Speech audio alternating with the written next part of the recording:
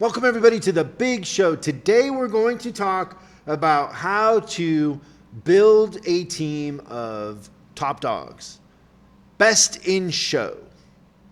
How do you do that? How do you build a team like that? There's also some fun stuff in the news. I talk about a recent service experience that I had and much, much more coming up on this edition of Service Drive Revolution.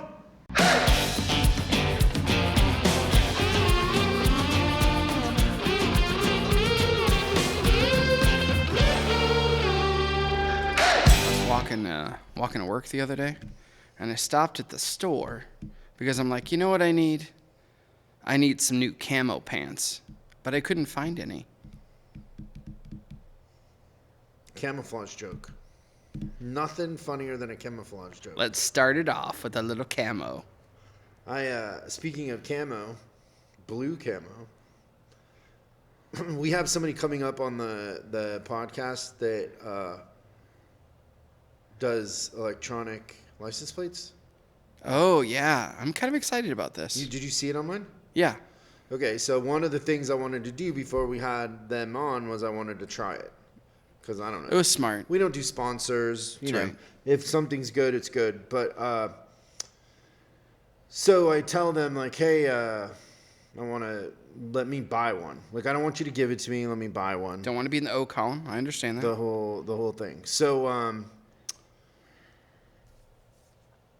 I had an interesting experience, and I would like to ask you a question.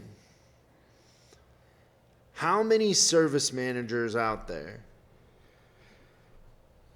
want more customer pay work, but it's right under their nose? All of them. Yeah. So let me tell you about the story. So he says to me, what kind of car do you have? I tell him I have a Rover. And he says, oh, the one by my house is one of their dealers that puts these electronic license plates on. And so he literally makes me an appointment 2 days later. Like, the service manager calls, and so it ends up being very close to where I lift in the morning. Okay. So, great. So it's easy. My appointment was at 7:30, but I just left the gym at like 6:55 and went there, and I was there at like 7:05. I pull in. They do the system where they have the greeter do the walk around. Yeah. So the pictures. The and all that advisor stuff. never has to leave their desk. Right. There's just that guy just standing there, like everybody comes to him. Nothing says connection like come to me. Yeah. So eventually the guy gets to me and writes me up. He informs me that I have a recall. On my thing. So he adds that to the repair. So I'm getting the license plate and I'm getting the recall done. Okay. I tell him, I said, hey, and this was funny because he was kind of a little bit of a smartass. I go, hey, if anybody tries to discount this RO, please don't let it, like, I want to pay full price. And he says to me, sir, that's the only way we do it. And I was like, okay, but there's a pretty good possibility that somebody's going to call you and try to take care of the bill. Do not do that, right? Because they're coming on the show, like, right. It's a whole thing. They kind of offered that, and I was like, no, I'll pay for it. Just let me experience it like it is. But I'm not looking for any sort of handouts. But he said, sir, that's how it is. But whatever. So then, by the way, that's my Winston, my Rover, has been in there a bunch of times. First time I ever took it in. So it's never been me that takes it in. Somebody else takes it in. What do you think? So last time I got the wrong video inspection. Yes, you got old Jaguar inspection for your Rover. Yeah, I remember. So, and I okayed the work. It's my favorite part of that story. But it wasn't it was a different car. It wasn't my car. This time, What do you think? What do you think I got? I'm gonna guess they didn't call you. They called who took the car in last time.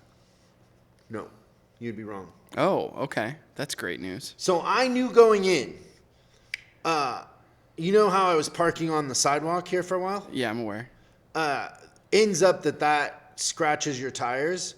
So I have bubbles in both of my right side tires no. and somehow the left. So the tires are shot. Okay. They have cuts in them. They have a bubble in the sidewall. They are dangerous. Supposedly built for the off-road, but No, not so that's much. a city car. Yeah. Okay, so I know going in, not only is the rim scratched, but I need 4 tires. Yep. And it's probably close to time just mileage. But the sidewall, the most dangerous part, is not good. How do you think my video inspection went? I'm gonna say they didn't say a word about it. That's my guess. Didn't even get a video inspection. Oh, even better. Nobody said anything. Right. Why would they? And I wanted to, so here's the dilemma in being me, is I really wanted to have the tires done, and I almost said it right up, hey, could you throw 4 tires on it and do an alignment? And then I thought, no, just wait and let's see if they recommend, because the rim is scratched. It should have an alignment. It's been a couple, that thing's a couple years old and it hasn't had an alignment. No video inspection. After they did one last time on the wrong car. On the wrong car, yeah. I never have seen a video inspection on my car. Yeah. But I've okayed a lot of work. Except the work that you really need. Oh my good Lord. What do you think about that? Yeah, it's a 4 shame. tires in an alignment. Lay down. Now, do you go back to the dealer or do you go to a tire place? I don't know if I'd give that dealer a shot. Yeah, so that's my story. I'm sorry that happened. Did they try to discount it anyway? Discount what? The plate thing? Or did he stick to it? Well, I ended up paying the full amount. I don't know if Nobody tried to make any calls? I'm not sure too if the guy knows who I am, honestly. Yeah, not everybody knows. No. He said like, "Oh, I'm it's great to meet you, Mr. Collins. I've written up your car a bunch of times and I've never met you, but I don't know that he knows What you do for a living. that I'm talking about him." Right. Nice guy though. Well, that works. Yeah. What do you think about that? Is there anything fun in the news?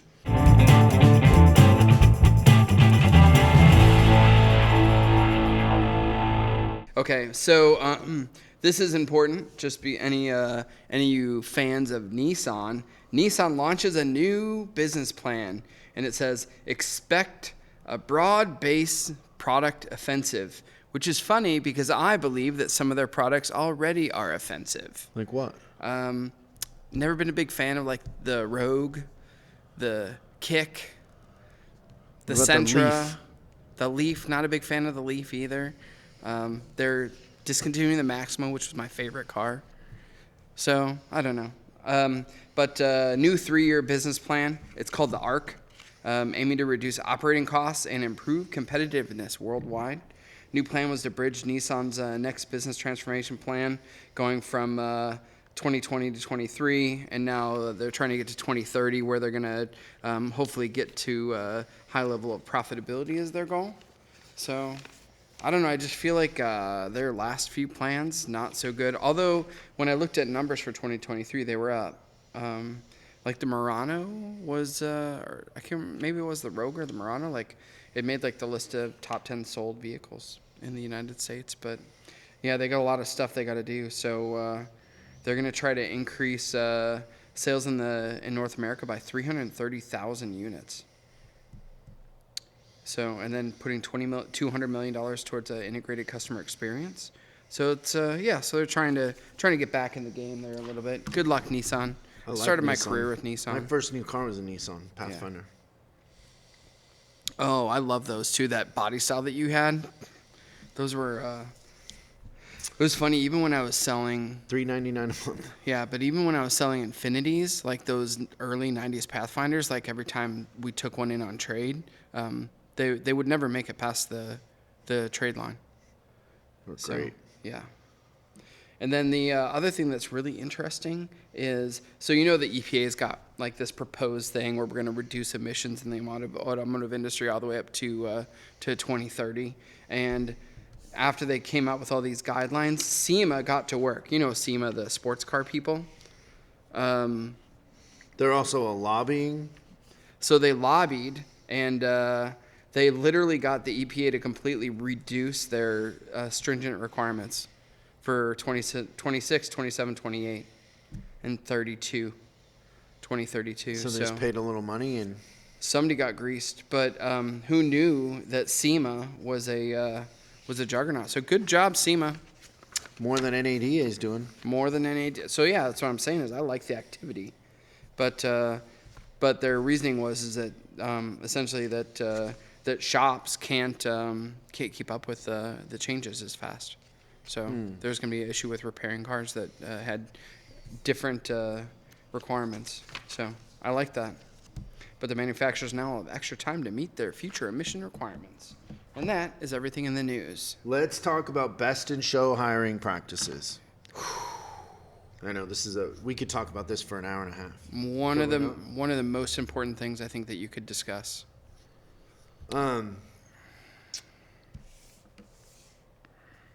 Most of what I see out there, Christian, and I see a lot, is kind of like the world that we live in today. There is more of an equality of opportunity versus an equality of outcome. Okay. Can you unpack that for me a little bit? People think that showing up is the job, not the outcome of what the job is meant to be. So it's an extension of the participation ribbon era. Yeah. Okay. So I'm a service advisor and you hire me as a service advisor. That's basically what it is. It's not about me being a good service advisor. It's not about me collecting customers. It's about me, I'm entitled to certain things because I showed up. Versus, hey, I'm going to show up and my role is to create an outcome. Right? Does that make sense? It makes a lot of sense. What do you think about that? So equality of opportunity versus equality of outcome.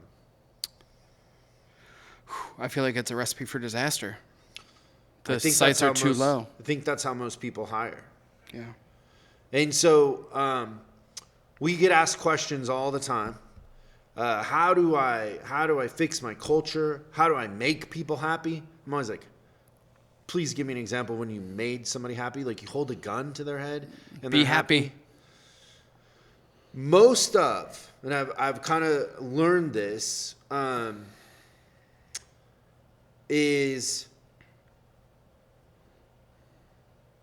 most of the high performing teams that I've either been around, I've created and been a part of, or that I've studied.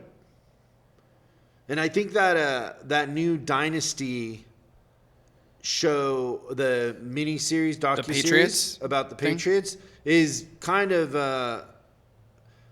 a story in line with what I'm saying. Is it's the island of misfit toys in the sense.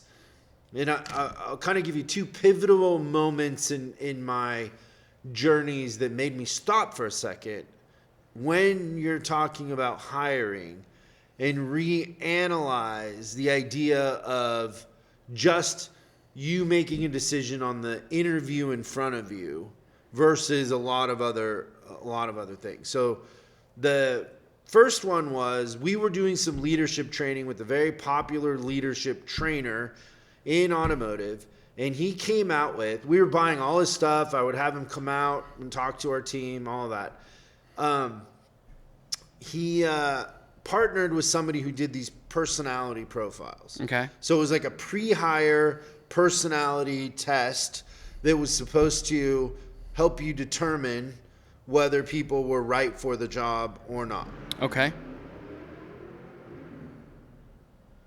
And they were selling these in like packs of 25. So So 25 tests you bought. Yeah. Okay. Like, and I'm sure he was affiliate for him or something. Sure. And so there was this moment where I was like, well, if he's saying it, let's just do it.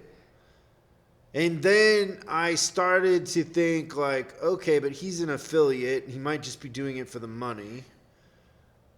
They were kind of expensive. And so I was like, hey, what I want to do is let's test our top salespeople, our top advisors, our top techs, and look at where they are in this thing.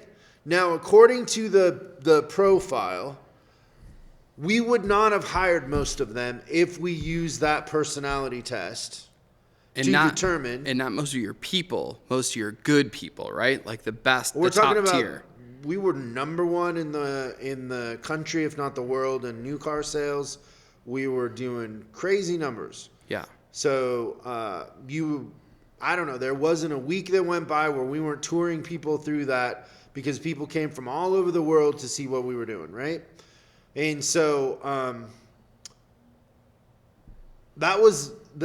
we ended up not doing those in a sense because we were like, oh, our process is better than what this thing is in a sense. And our process was, if you didn't have a track record of outcomes, a very strong track record of outcomes, go somewhere else and get a track record of outcomes and come back. Because this is the big leagues. So we would tell people all the time, like, go work somewhere and be number one on the board and then come back. But right now you're number 6, and number 6 there is number 22 here. Like, right. I mean, we're not looking for number 22s, right? And so that made me kind of analyze this whole, like, top performers. Is there a formula? Now, the second one is, early on when I started this company, we were doing our top dog competition. So the advisors all compete against each other. We were a much smaller company, but we had an annual event, an annual top dog, and all of the advisors would come. That doesn't really happen anymore, but back then, all the advisors would come. We would have it on a Saturday, Sunday. And you're talking about 70 advisors, and these are all the top ones in the comp. Yeah, you didn't get to come unless you'd won the competition, if I remember correctly, right? At first? I think maybe it was close to that. Yeah, it was something like that. And the advisors were very engaged in that, and they also year after year would look forward to coming and seeing the advisors they were competing they started with. To it was a friends, very fun right. thing.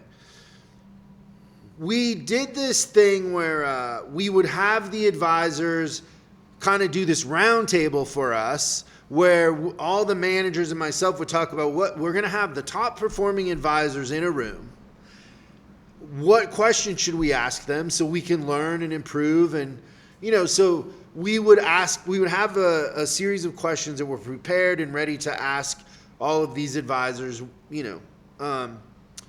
and I remember very, very distinctly looking at that group of advisors and kind of like going, I have never seen a group of more introverted, awkward, not really social people ever.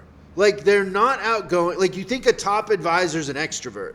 They were all very quiet and introverted. Mm-hmm. They were all very shy. Quirky, yeah.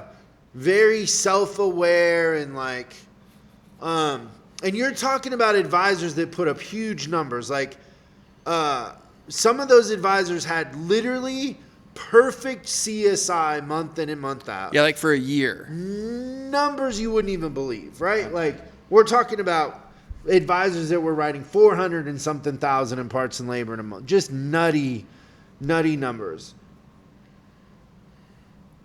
If you met them, if I put any one of those in a room, and you can think of some of them right now, you can imagine who I'm talking about. Awkward. Yeah. They wouldn't do good in a job interview. They would almost be shy. Yeah. But when it comes to taking care of their customers, they've got a system. They got a system. They make friends. People trust them. They like them. They come back. Right? They're a part of the family. They're a part of the conversation when it's time to buy their next vehicle. Like, they're in on that conversation, right? And so if you're trying to build a team of best in show, and by best in show, what we're talking about is high performers, the environment feels a lot different than what you think it feels like. It's a lot quieter. It's a lot more awkward and weird. Nobody's super happy coming to work every day. There isn't this like, oh, everybody, it's a party every day at work like people think or they want or they crave. I don't know. I don't know why managers say, how do I make my people happy? It's irrelevant. How do you get them to do their job? That's the right question. Yeah, how do you get them to be passionate about doing their job, not make them happy? You can't, but you wouldn't perceive anybody to be happy. You would perceive them to be focused. Yeah, they're not unhappy either, right? They're just they're business. Yeah. But if you're focusing on their outcomes, that's where the rubber meets the road. Yeah. And the thing that I noticed about that group is they were always looking for another advantage. None of them were happy with where they were at. Well, they love sharing ideas. Yeah. How are you doing this? How do you log? What do you say when you call? They would talk about technique. Right. But it was anytime you were the fly on the wall and you were just listening in, they were always talking about an experience or a thing they're doing or something they want to try next or whatever it was. But they weren't talking about the Bears, right? They were literally, they got them all together and they started talking about work. Okay. So then, and I'll just give you a couple clues, but performers behave in a certain way, they talk in a certain way, and they answer questions in a certain way. And you don't need a personality test or anything to kind of tell this, but I'll just give you two quick examples of ways I would start to determine whether somebody was a performer or not, and I'll use an advisor and a tech as an example. Okay? So, for an advisor, the easiest way to tell if you have a performer or not is when you're interviewing them, say how many techs are going to follow you. And if it's more than 3, you got a winner. Well, if it's 1, you might have a winner. It's the guy that looks at you and is like, what? That's what scares me. Yeah. Because good techs are going to follow good advisors, right? Best indicator. Now, with the technician, the question that I like that kind of tells me if somebody is a performer, I want to see their sheets or their time card, that sort of thing, payroll, depending on the state you're in, you can't always ask for that. But some sort of proof of performance. But the thing that tells me a lot about a tech and whether they are teachable and they learn and they're self-aware is tell me about a recent comeback and how you handled it. And if they say I don't have comebacks, they're a liar. Yeah, that's the scariest answer. Yeah. But if they talk about how they took responsibility, how they fixed it, how they learned from it, that's somebody that there's a start of something there. Yeah. If they're self-aware and they can admit that they make mistakes, that's way easier to deal with than somebody who is trying to give off this mask of perfection, right? I like it. So, just to recap where we're at so far is if you want to build a best in show, top dogs, high performing team of advisors and technicians, the first thing you have to understand is they're not extroverts, they're performers. And the only way to tell if they're a performer is history, past performance, right? That's really the way. Now, the second thing that happens is we have managers that aren't performers trying to build a team of performers. And the glitch in the matrix is that this thing is like a mirror. Yeah. Most of the time, you're going to hire people like you that you like. You know that self-esteem book that we're reading? It says in there that you are just, it's a natural course of evolution that you are attracted to people with the same self-esteem that you have. Right? That makes sense. Broken people are attracted to broken people. High performers are attracted to high performers. And lumpy Charlie Browns in the middle are attracted to lumpy Charlie Browns in the middle. Right? It's just what it is. And so you're a mirror, and you are attracted to, in an interview or in recruiting or whatever, you're attracted to people like you. If you're not a performer, that becomes a problem. If you haven't done anything incredible, if you're the one saying, oh, it's my market, it won't work, you're making a bunch of excuses.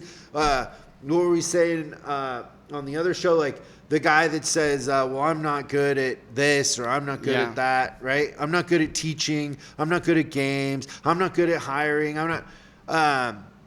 Those are all indicators of somebody who doesn't see themselves as a problem solver, somebody creative that is going to create an outcome no matter what. It's somebody that gives up easy. It's somebody who learned helplessness is built into your operating system. That's how you think, in a sense. You give up very, very easy. You expect life to be a disappointment, in a sense. So that mirror thing is you're going to attract what you are. And so if you're not a performer, it's really hard for you to attract performers because you wouldn't recognize it if it was sitting in front of you. Yeah. And then the performers know you're not. And so then you revert to I like them. They know Reynolds and Reynolds. They know whatever. Like it's all about ease of integration, which is equality of opportunity. Right? That's right. It's not about an outcome. It's not about performance. It's just about how easy is it to get them. Can they write ROs tomorrow? They don't have to be good ROs, but can they write them tomorrow? Yeah, because we're just grabbing the cat by the tail and letting us drag us around. Yeah, can I give you a different approach? It's also a sports analogy, but I've definitely done this in my career, is a little more like the Moneyball thing when I'm recruiting, where I think about the unit and what can they produce, and that sometimes you need someone with this skill set that fits this thing, right? Do you remember the thing about Moneyball? What was it they were always trying to when they were looking at players? What was the main thing? Was it on base? Yes, they get on base. So the Oakland A's essentially have this, tiny little minuscule payroll in comparison to like what the Yankees or the Dodgers or the Cubs have, and they've got to they don't have room in their roster to miss. So everybody's got to be a really good, big, valuable part of the equation, right? So I can tell you that I've gone through with, when we've added coaches in the past, is that, what role do they fill? That also could be effective, too, in terms of thinking about the outcome at the end of the day. But the Island of Misfit Toys, like anytime, the Oakland A's got players, they were pulling people that had not necessarily exactly performed, like they weren't all-stars on other teams, but they shone in the system that the Oakland A's have. Mm-hmm. So if you have a really strong system, you can help people to overachieve. So that was kind of one of the ways that I've also, I think that at the end of the day, past performance is an indicator of future performance, but like if you're trying to, if you work from the results backwards, you can also recruit some talent that fits. Yeah. And so just thinking about that and kind of bringing this all full circle and to me, that's really focusing on the outcome. Like the outcome is I need somebody who really is good at CSI, really good at this, whatever it is, right? But that is an outcome-based approach to things. But not the biggest lesson here is if you leave it to your feelings and your emotions from an interview in the box, most of the time you're going to be wrong. And if you're not a performer, if you're not number one in the country in CSI for your brand, you're not constantly growing and putting up numbers, and you're just flat and just maintaining, you have to understand that the mirror effect is in play, that you probably wouldn't recognize or be attracted to a top performer anyways. You're looking for a bunch of versions of you because that's comfortable. And it isn't about being comfortable. It's about hiring people better than yourself. It's about recruiting people that you wouldn't normally recruit in places you wouldn't normally recruit, right? Yep. I mean, Yeah. I think that's the secret, is to focus on the outcomes and to realize that you might not be the person you're trying to clone. I think in most cases, if you just put a bunch of yous in your business, it's going to be one-dimensional. You want a little bit of a mix. So that's my thoughts on that. I like that a lot. Thanks for hanging out with us. We'll see you next time on Service Drive Revolution. Thanks so much for watching this episode of Service Drive Revolution. We're uploading new stuff every day, so make sure you subscribe and click the bell icon so you don't miss out. If you have a question you'd like us to answer on the show, call 8333-ASK-SDR and we'll answer your question on the show. That's 8333-ASK-SDR. For special deals on our books and training, head over to offers.chriscollinsinc.com. Now that's offers.chriscollinsinc.com. I'm Chris Collins, and I'll see you in the next video.